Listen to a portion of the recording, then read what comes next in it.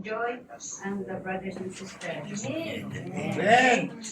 Uh, the last sermon topic today, the revealers. Called to fear God and His commandment. Recognizing God, holiness, through fear of God, result in obedience, certainly of judgment, that can to proclaim the gospel boldly. Second, what was the lesson we learned from it? We believers must remain faithful to God because God is with us. Sabi ni Mas Jong, this is Emmanuel.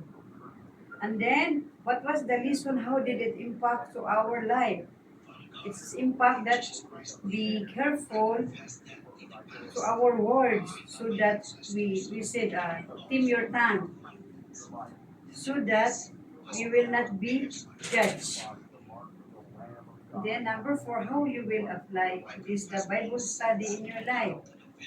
So home, honor God, obey God, make disciples, and be obedient, obey and serve to God. And we will be a friend of God. So wherever we go, whatever we do, so we can make disciples. Meron itong sa Matthew, go therefore and make disciple for all the nations and baptizing them in the name of the Father, the Son, and the Holy Spirit. And behold, I am with teaching them for all am with you always until the end of the age. Thanks be to God.